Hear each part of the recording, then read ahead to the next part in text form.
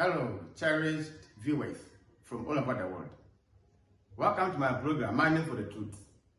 Joseph Atta is my name, from Ghana, West Africa. Mining for the Truth refers to the process of digging to discover the undiluted doctrines of Christ. Our 10th Church of Christ. It has two purposes as follows. One, to teach the word. John 1 verse 1. In the beginning was the word, and the word was with God, and the word was God. You can prove, reading Genesis 1 verse 1. In the beginning, God created the heavens and the earth. The plural Hebrew word for God there is Elohim, God the Father, God the Son, the Word Jesus Christ, God the Holy Spirit. Elohim suggests God of creation, and God is powerful. 2, to teach the truth. John 8:32, and you know the truth, and the truth will make you free. What is the truth? John 17:17. Sanctify them by your truth, your word is truth. What is the truth manifestation? John 14 verse 6. And Jesus said, I am the way, the truth, and the life. No one comes to the Father except by me or except through me. The phrase except by me or except through me means that there is no any other way except Jesus Christ and which you are being saved. Acts 4 verse 12 is proven by saying that there is no other name under the heavens and the earth under which you are being saved except Jesus Christ. I welcome all my viewers from all over the world. You March Campus Church. Though you are on vacation, but officially you are welcome. Doris Odonko, Mrs. Atta, I love you so much, and then you are welcome. What do I have for you today? Today's date is October 11th.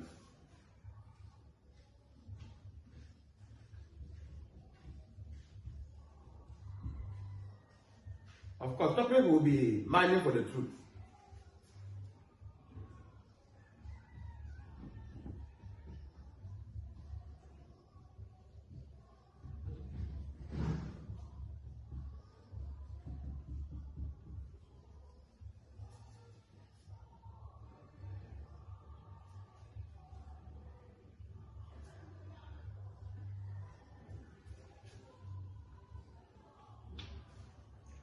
We are learning, the theme is the book of Ecclesiastes.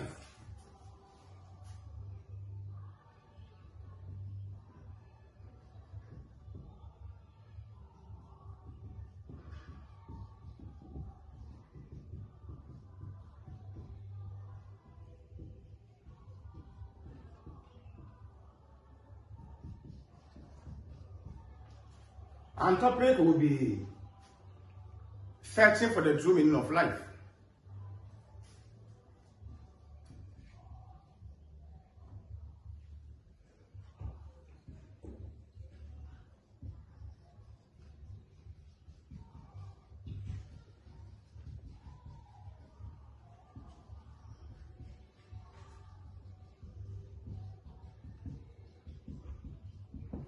So what do I have for you today?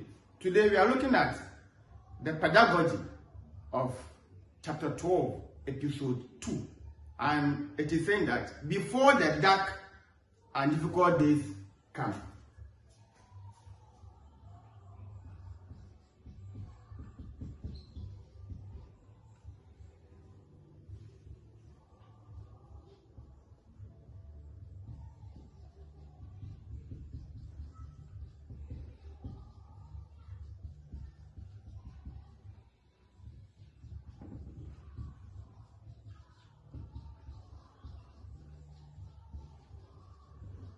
So we'll be looking at Ecclesiastes chapter 12, verse 1 to 7.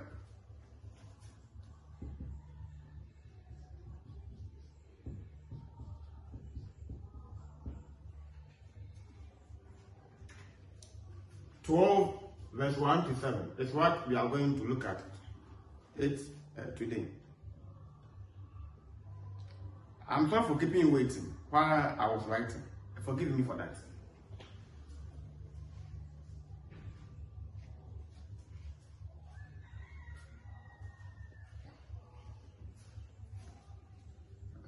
Before the dark and difficult days come. Last week we deliberated on the introduction. Remember now God in the days of your youth. Of course, I summarized the chapter 12 verse 1, but I said that today we are going to look deeper into the 12 verse 1 to 7. Now let me summarize everything.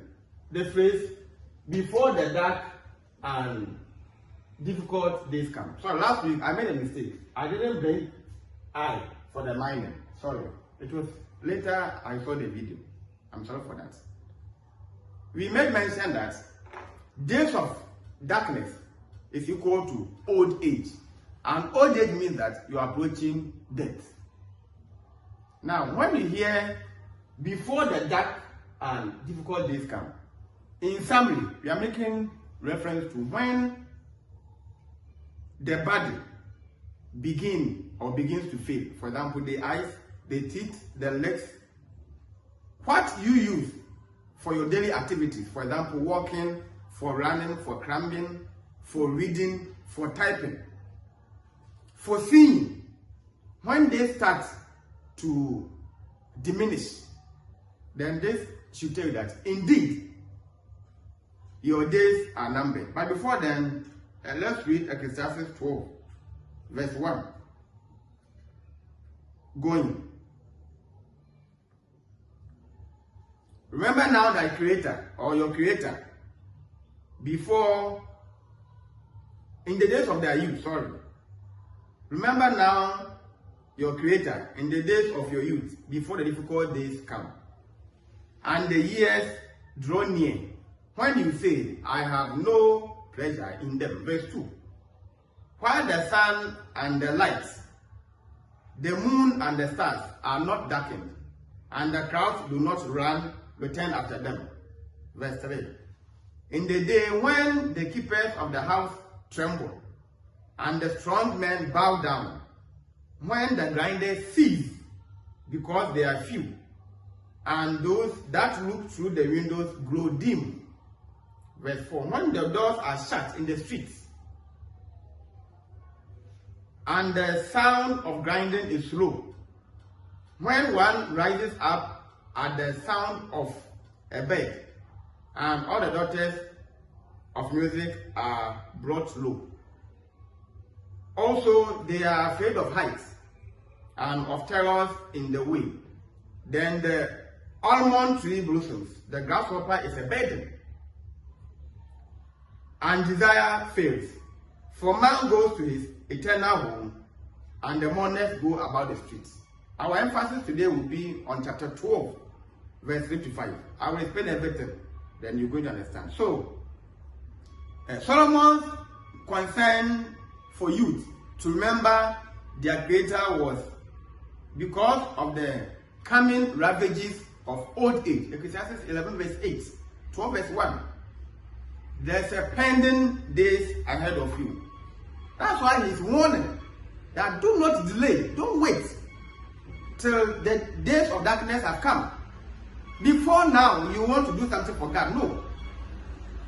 Advancing years would make it even more difficult to overcome the intervening hearts. We mean hardening habits of ignoring God. But when you are younger, you chose not to follow God. As we said last time, that when we try to remember God in youth, it means it is a decision against the devil. We lost citizenship in his kingdom. And Satan will always pursue us. Because when he catches us young, it means that when you grow old, already he has been able to misuse us. And we have no desire to worship God. So advancing years would make it even more difficult. But you have grown older. All your life was minus God. So how possible? There's no magic in Christianity. There's no magic.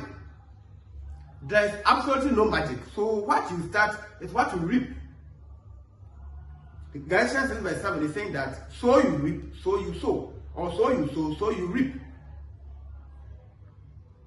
Hardening habits of ignoring God. The heart becomes so hardened. You become so hardened that nothing will penetrate. Everything will scratch. Nothing. No amount of advice, no miracles, no nothing can penetrate because of the hardness of heart. For this reason, that's why he's warning that do not delay. Start from now. There's a saying that charity begins at home. Start from now.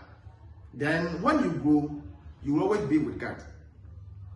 Neither would the mind-darling consequences of advancing years facilitate serious thought about the Almighty. How possible? But already you are even growing. And don't think that when you mature, it's when you become more knowledgeable. Yeah, sometimes it is true, but by then, we also are aware that when you are growing, everything will diminish. Rather, that's why you go on pension for new ones to take over. The boss will train his child to come and then become a supervisor. Initially, he will be a mentee, learn everything to take over. Some people don't even resign, but they reinstate their child to take over because their mind is becoming weak. The burden will even increase. So many problems. You are going to attending meetings, moving here and there. So you don't have peace to reason. And therefore, you want to introduce in young and someone who is capable and able. Death is coming with its preface of growing mental and physical decay. Now, what's the preface of death? Growing mental and physical decay.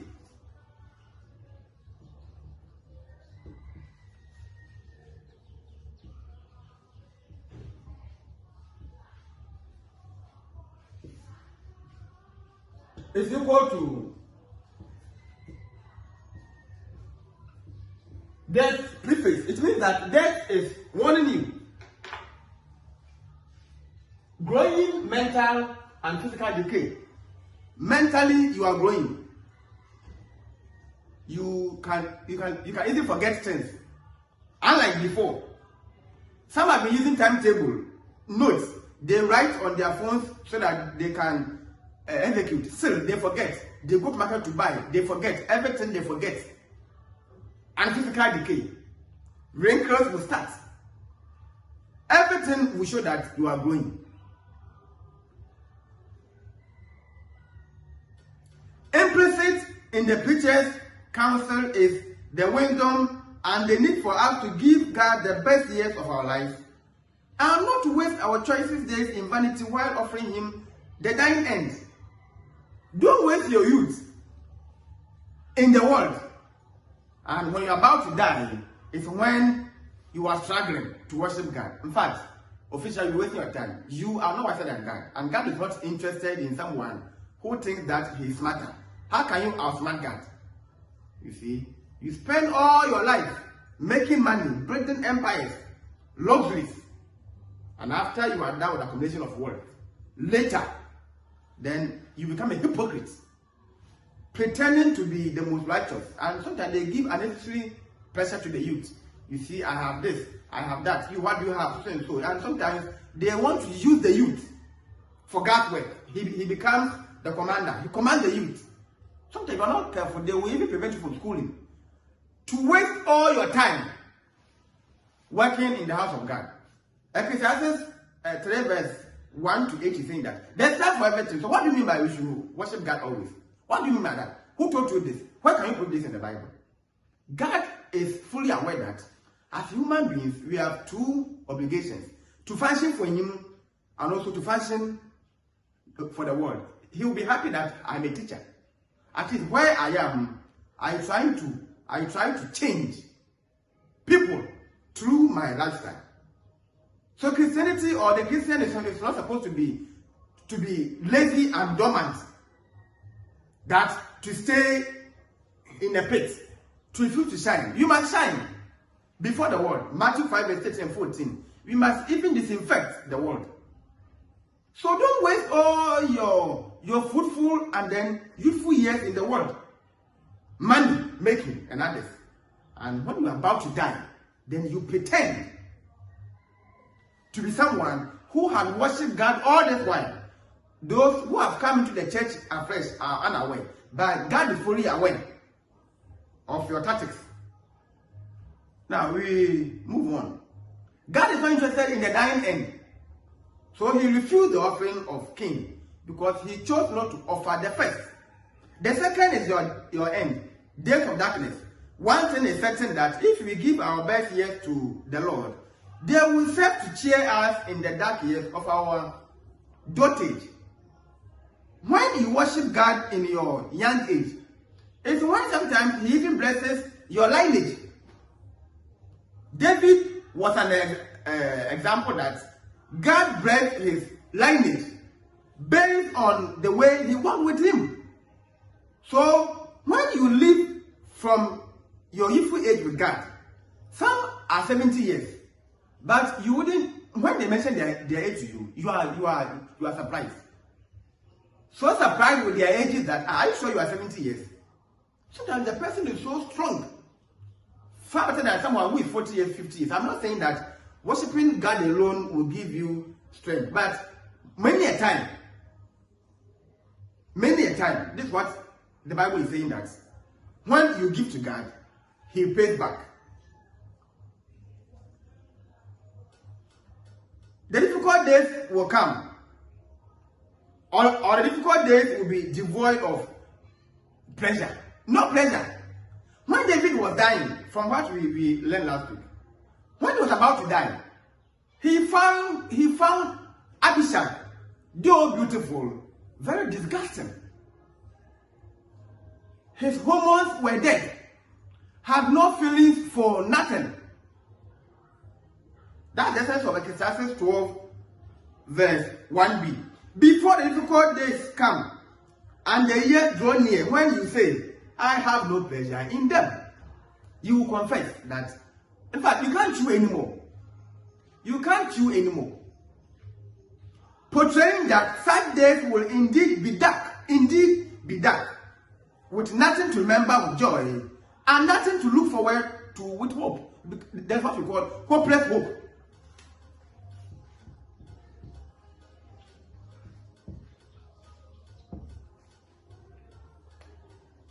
The body will fail you.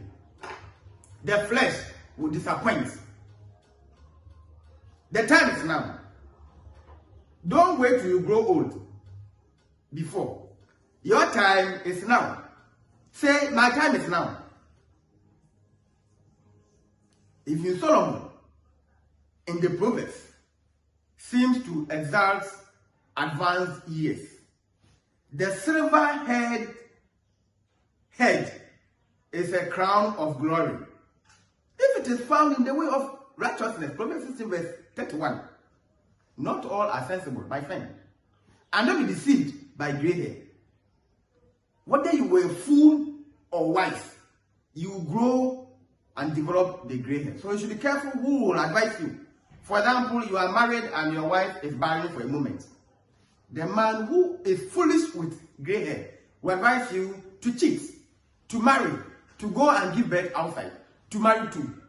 Is he sensible? Is he sensible?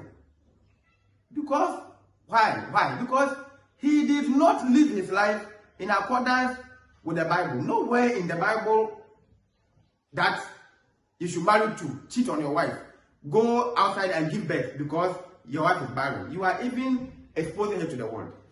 I understand that love covers all shame. So, if your wife is barren and then you turn around to give birth, you have officially betrayed her. Betrayal beyond imagination.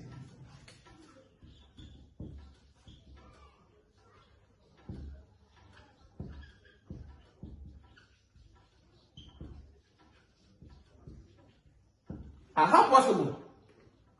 For better, for worse. So for worse is when she's barren. So why should you expose her to the world?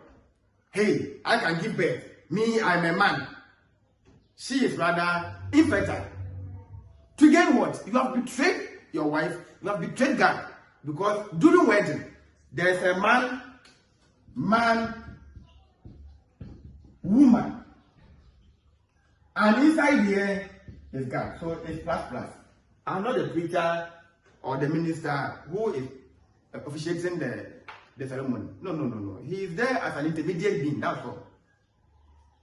When marriage began in the Garden of Eden, Adam, Eve, and God. God is the central pillar of every marriage. We have promised and vowed So promise and vow. In marriage, we vow and not promise. And you should be careful. When you vow, you must pay. Vow is far above the promise. So you should be careful. So they say you are going to exchange vows, not exchange promises. And the moment you vow that I will do this for God or to God, He will wait patiently that you execute your own vow. So when you betray your wife by cheating on her, you are in trouble. So we are saying that the foolish man with a gray hair, if you are not careful, you might think that because the person is having a gray hair, he's wise. No. If you are uncareful, he's going to mislead you. How? By giving you worldly and foolish advice. So we say that the silver-haired head is a crown of glory if it is found in the way of righteousness. The person must be a righteous person. And the splendor of old men is their gray head. Proverbs 20 verse 29. Sometimes people, they fake their identity by dyeing their hair. I hate to fake my nature. I hate it. I see it to be ungratefulness before God. I love the way I am. I will change nothing. Nothing have I ever changed. And I remain the way I am. Of course, if you want to jog, you can do exercise. But I'm saying that I am not going to add any artificial thing to my body. I won't do that. When it is time for me to have a gray hair, it is the glory of God, a crown of wisdom. And when you appear before a gathering, you are respected because of your what? Your gray hair. An elderly person of about 55 years who has dyed his hair or his head. How can I respect you? There are some lines. Ghana, they call it a boy. Someone who claims to sing gospel songs has a boy. Either here a whole lot. Anyway, they are antichrist, so I don't even waste my time on them. I won't waste my time to even debate. You are officially an antichrist. Why are you even in different church? Why are you in a denomination? Denomination stand to oppose God. If you don't know, you are antichrist, my friend. You go to hell. No matter your excuses and your knowledge. Of course, it is from the world. You go to hell. There's only one true church. Church of Christ. Only. You sit down there and then debate. You will die in your sins and you go to hell. Meet your master, the person who invented that religion. Where was your master? When Church of Christ began, where was your master? When Christ came, can you prove in the Bible that your church existed in the Bible? When Christ came, how many churches were there? Even Roman was an empire that Christianity came to conquer. Your church is not found in the Bible. You can't prove it anywhere. It was man-made to counterattack to the true church. Of course, we move on. Job agrees. Job 12 verse 12 is saying that wisdom is with aged or with aged men and length of days, understanding. So here the Bible is not condemning old age. But God is saying that start to worship Him from now. So that when you grow old, the young will see you as their mentor. They will come to you for a guided path. Guidance in Christianity. Why? Because they have heard. They have seen your videos, pictures, enough evidence that, hey, for this man, he began his Christianity at a very young age. People will give testimonies about you. That is where you become so sensible with your gray hair. Yet old age has its challenges for everyone. My madam will tell you that old age is a problem. She will also say that growing is also a problem. Old age itself is a problem. That one is a fact. If you are living by your parents who are old, if you are not careful, they are so annoying. So you see. But very soon you will also be there. The strongly figurative words of Ecclesiastes 12 verse 2 to 7 have been a challenge to interpreters and variously understood. Of course, I'm going to explain. But one thing is certain, they speak of the disabilities of advanced years and ensuing death. So now, let's see what we have. Ecclesiastes 12:2. Old age is first compared to darkness and storm of wintry days. In youth, the sunshine returns after the rain. Sorrows are frequent and soon forgotten, but in the winter of life, the burdens seem to come one after another. When you are growing, in fact, when you are young and there's even an injury, can easily be healed. When there's a knee fracture, bone fracture, it can easily be straightened. What of old age? Your bones are permanently hardened. It becomes very difficult to straighten a distorted bone or joint. Now let's see the meaning of Ecclesiastes 12:3-5. Decaying house is used to describe decay of the human body.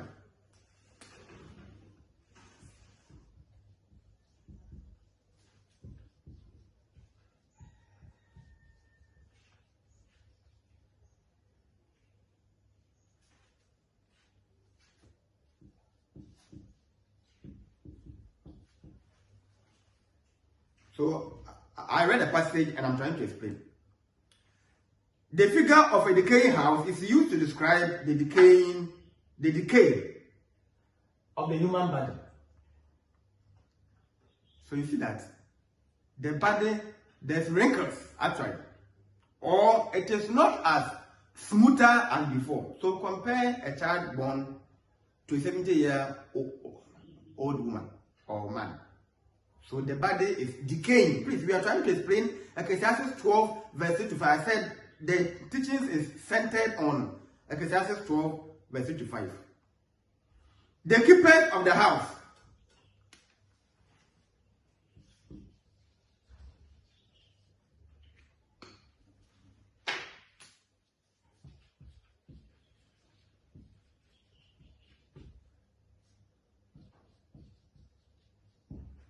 The keepers of the house, it means the arms and then the hands. So if I say arms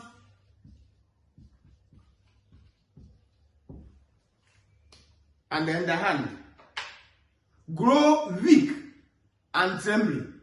They start to shiver. When we see another person, they want to pick. You see that they struggle to hold.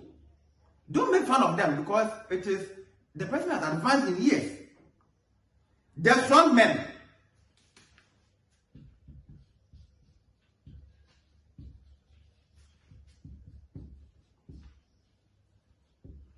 It's making reference to the legs. The strong men, the legs become feeble and bent. They become weak and bent. Not all will bend by then. You see that it is not as straight as you were. The grinders.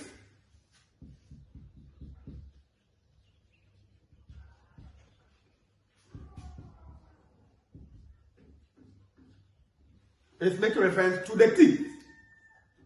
The grinders make eating difficult because they are few. Some have been uprooted. Some have uprooted. Some are even there, but they are weak. So sometimes to the elderly, you have to boil the meat. Boil to be so soft. Even that one, they can't chew properly. As if you are a newborn baby. There's some kind of they have a way of chewing and then they swallow. Those that look through the window, the eyes.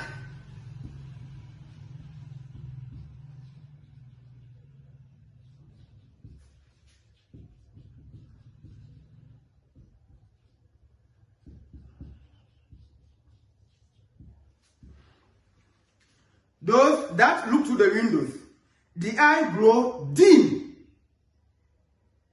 visually impaired. Vision is diminished and impaired. Of course, not all people. Some are 70 years. They have a clear eyesight. They wear no lens. But you can have a 15-year-old boy or girl who is myopic or having an eye problem. But naturally, when you are aging, then the body will also disappoint. That's why we're saying that. Don't wait till you grow old before you start to learn the Bible.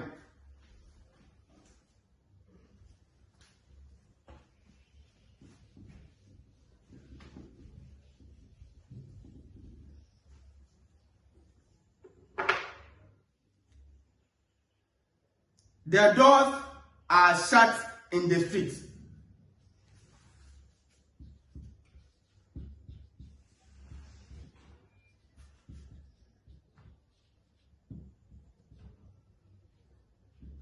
So you can make reference to the mouth. As seen even in Micah 7 verse 5. The doors are shut in the streets, possibly the mouth, which lacking teeth falls in upon itself. Yes, you see that sometimes you might think that the person is even a witch. The teeth becomes the frame for the skin, the outer skin, okay? So when the teeth are no more, you see that the chin, is it called chin? At this side, moves in. Aha. So you see that no. And mostly we describe them as witches and then wizards. Why? Because the teeth are not there. So therefore there's no inner wall to guard or to guide. No, to guard the skin. So what will the skin do? To compress inside.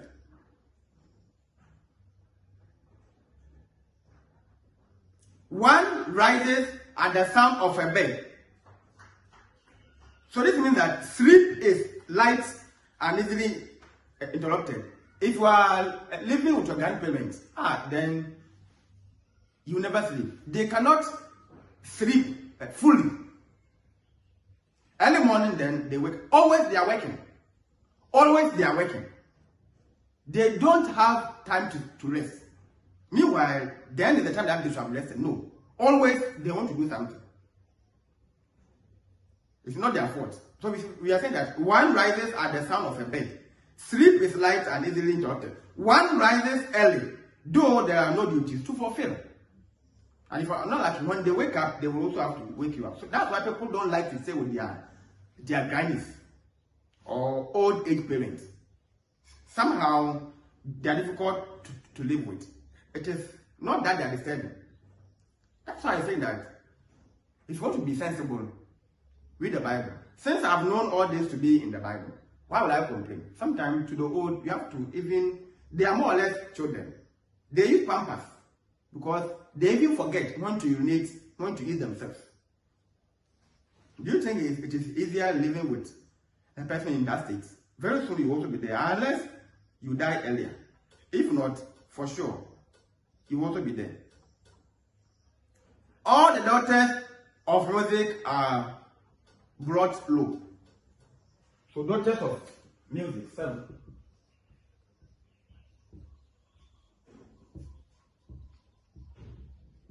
So possibly the voice.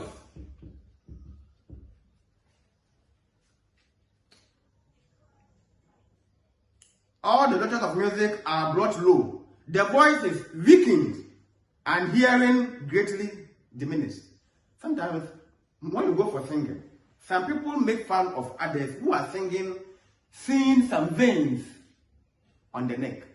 For singing, when you are singing, that means you are also in a form of worshiping, communicating to God. Someone will not sing. When they see you singing, then they're making fun of you.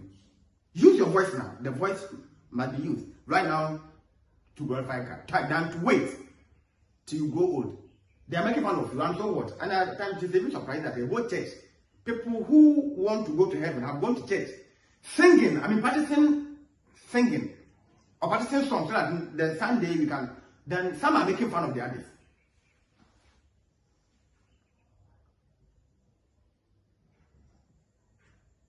Also, they are afraid of heights and terrors in the way. Sometimes, now you find it very difficult.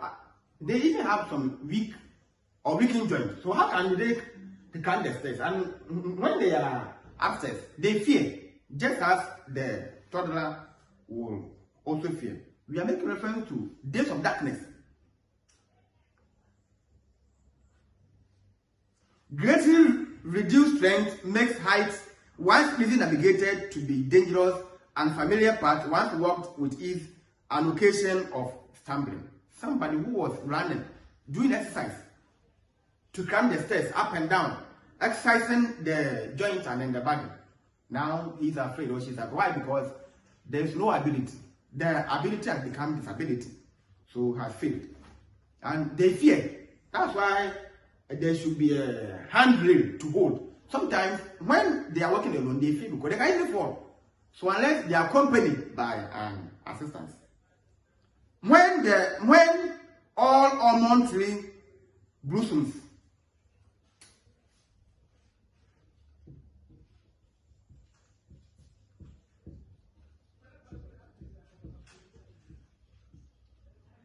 this is making reference to gray hair. Or you can say the fading of hair, if you want. Sorry. Fading of hair.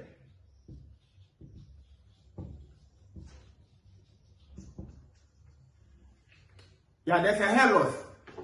Bad hair, like mine. Gradually coming. I saw it in 2012 when I began university. It is not from my father.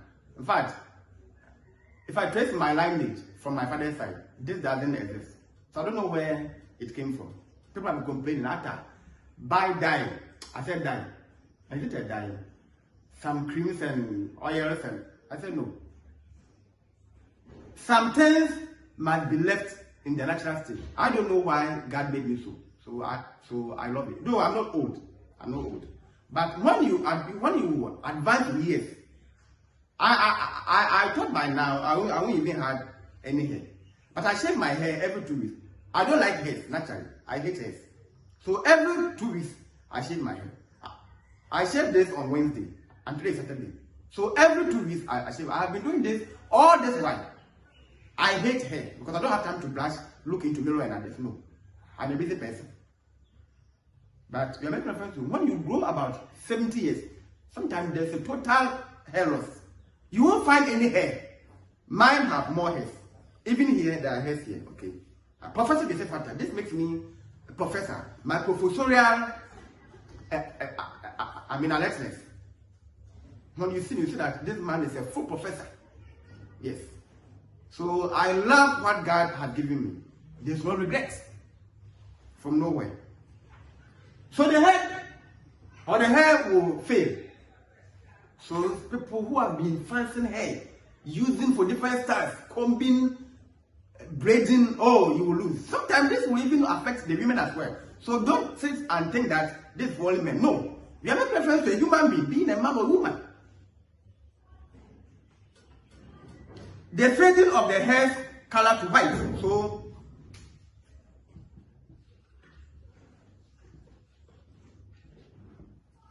plus gray hair. So sometimes it's not about bad hair, but the black will turn to white. It means it has what? Faded. The almond tree blossoms white before it puts leaves.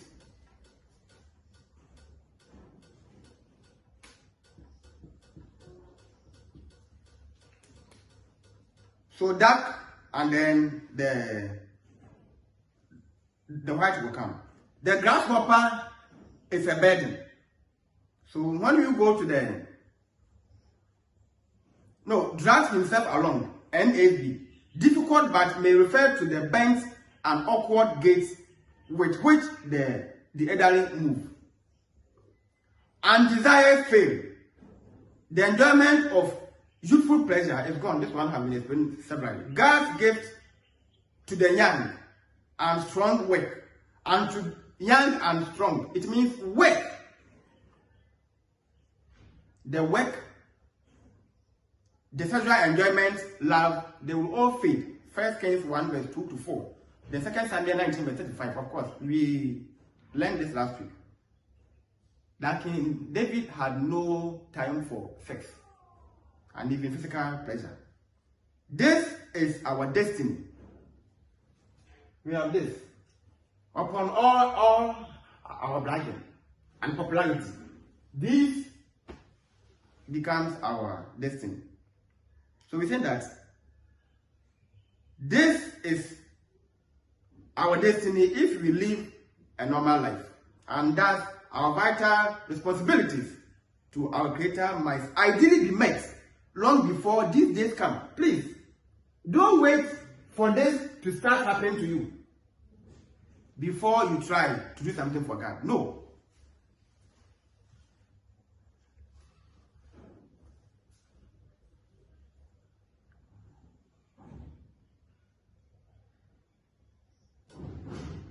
Now we try to conclude the 5 to the 7. For man goes to his eternal home, and the mourners go about the streets. We are on a journey to death, when life here an opportunity to remember our Creator and acknowledge and submit to His will and reason for us is over. When you are here, I'm saying that gray hair, I call it cemetery flowers.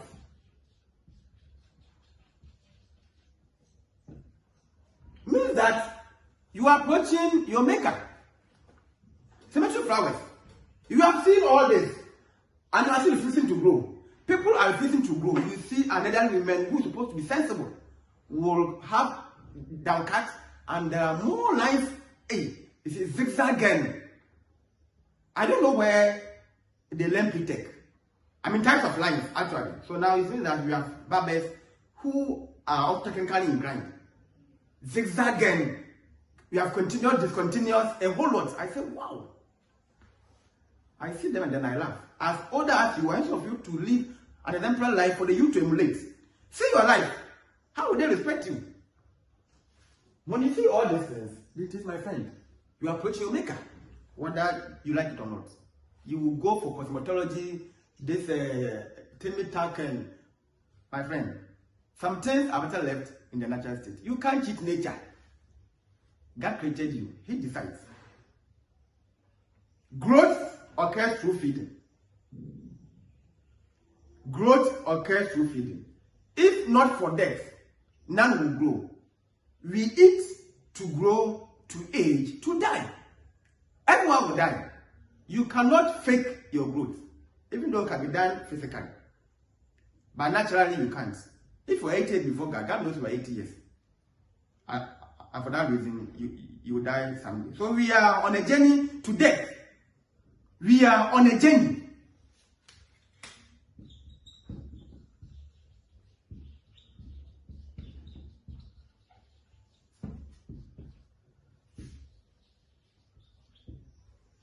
When you say we are on, it means that you can't prevent it. We will all die by force. We are on a journey to death.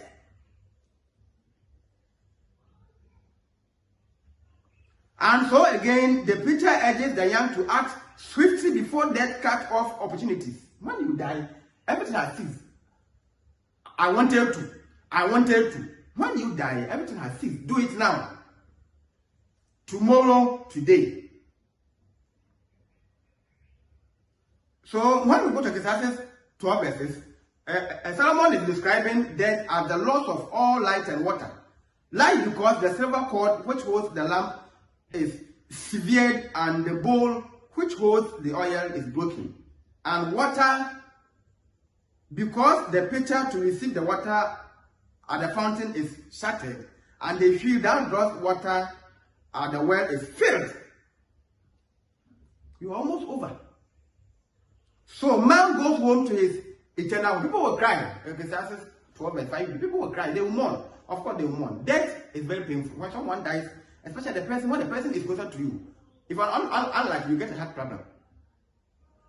The body returns to the dust from whence it came, and the spirit to God who gave it. Ecclesiastes 12 verse 7. When did he die? Luke 16 verse 23.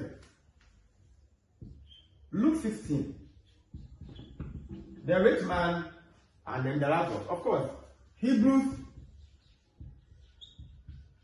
9:27 is saying that when you die, you are judged. You are judged to either, so you are Hades. Hades. The Tartarus.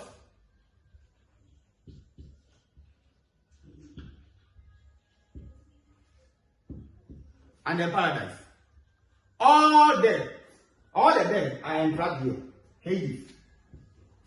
So the moment you die in Hebrews 9:27, either you come here or you are here. Here is for those who are wicked, and here is for those who were righteous. Then you wait for the final one to either, so those here go to hell and here heaven, respectively. There is no life after death. You are wasting your time. Don't be brainwashed by anybody. If you be sensible, read the Bible. When you die, you are here, you are entrapped. The soul is entrapped. Period. Nothing else. Life will continue. But while you are here, you're going to remember what you did when you were alive. So the rich man remembered. So here, he was in torment. And Lazarus was in the bosom of Abraham, supposed to be the paradise. We will all die. And the spirit goes to God. So when you die, the body is buried, it will decay, decompose to compost, it become dust means vapor, ashes, sand. And so much to do before then. Life is vanity. Ecclesiastes 12:8. Even though we have not reached there. And it is ended by death. Now what is death?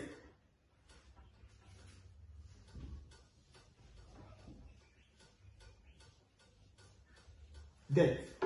Let me see if I can.